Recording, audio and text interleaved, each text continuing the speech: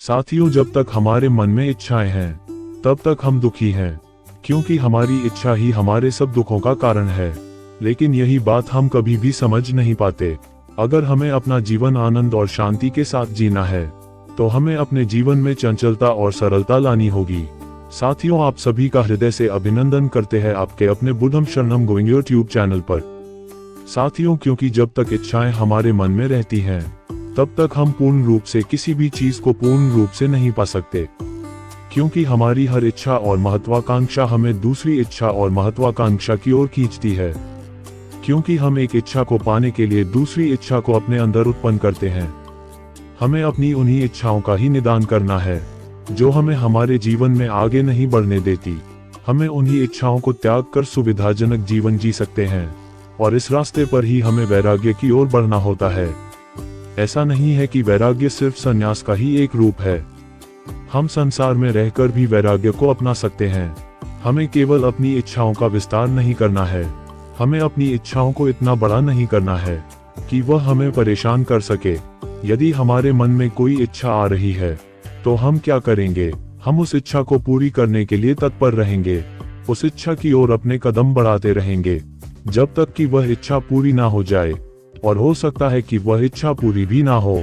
तो साथियों, इसे ऐसे समझते हैं कि आखिर कोई भी इच्छा है क्या? जैसे हम किसी बड़ी गाड़ी को सड़क पर चलते हुए देखते हैं तो हमें लगता है कि हमारे पास भी यह गाड़ी होनी चाहिए। यही हमारी इच्छा है, और कई बार जब हमें गाड़ी नहीं मिलती है या कोई भी गाड़ी नहीं मिलती है तो हमारी इच्छा पूर्ण नहीं हो पाती।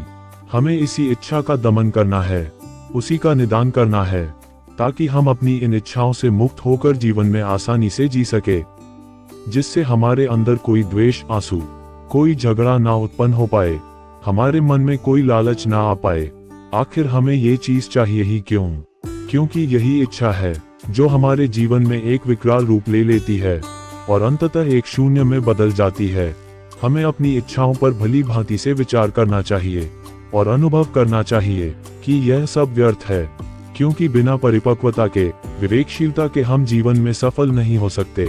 तो साथियों, हमें इन इच्छाओं से निपटना कैसे है? आइए अब ये जानते हैं। बस अपनी इच्छाओं की पूर्ति को ज्यादा से ज्यादा तूल न दे। अगर हमारी इच्छाएं अपने आप पूर्ण होती हैं तो बहुत अच्छा है, तभी वह हमारे नियंत्रण में रह सकती हैं। इच्छाएं हमारे सामने तभी आती है जब हम अपने मन मस्तिष्क पर किसी वस्तु विशेष के लिए बहुत अत्यधिक जोर डालते हैं। हमें दिव्य स्वप्न देखने की बजाय बड़ी बड़ी योजनाएं बनाने की बजाय बस समर्पण भाव से अपने जीवन को जीना है। यानी कि हमारे अंदर जब कोई इच्छा उत्पन्न हो तो हम उस इच्छा को उच्च शक्ति को समर्पित कर देना चाहिए और कहना चाहिए कि हे प्रभु, यदि यह मेरे लिए अच्छा है, मेरे जीवन के लिए अच्छा है, तो आप इसे होने दे, अन्यथा इसको मेरे मन से, मस्तिष्क से बाहर कर दें। क्योंकि जब हम अपना सब कुछ अपने प्रभु के चरणों में समर्पित कर देते हैं तो कोई भी चीज हमारे से दूर नहीं होती, हमें अपने आप से दूर नहीं ले जाती, क्योंकि हमें अपने आप से दूर नहीं जाना है। हमें अपने अंदर, अपने भीतर एक प्रकाश को अनुभव करना है जो हमें हमारे प्रभु तक पहुंचा सके। इसलिए हमें कभी जिंदगी में हार नहीं माननी है। हमें जितना अधिक हो सके अपनी इच्छाओं को जाने देना है।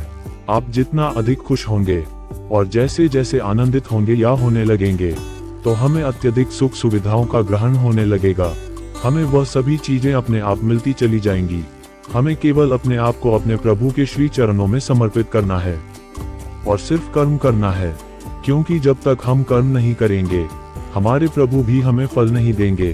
क्योंकि प्रभु तो खुद कहते हैं कि हे मानव, तू सिर्फ कम कर, फल की इच्छा कभी मत कर। इसलिए हमें सब कुछ उस ईश्वर पर छोड़ देना है, तभी हम इस संसार में विचर सकते हैं। साथियों, हमें दुनिया का खुलकर आनंद लेना है। हम वह सब कुछ कर सकते हैं, अपने जीवन को आनंदमय बना सकते हैं। हमें उदासीनता की आवश्यकता है ही नहीं, क्योंकि जब हम उदासीन होंगे तो हम अपने जीवन में कभी सफल नहीं हो पाएंगे, अपनी इच्छाओं के बोझ के तले दबे रहेंगे। इसलिए हमें आपकी इच्छाओं से मुक्त होना है, क्योंकि जब हमारे सभी बंधन टूट जाते हैं तो हम ऐसी मुक्ति का अनुभव होता है जिसमें हम सभी तृप्त हो जाते हैं, जीवन में आनंदित रहते हैं। यही जीवन है।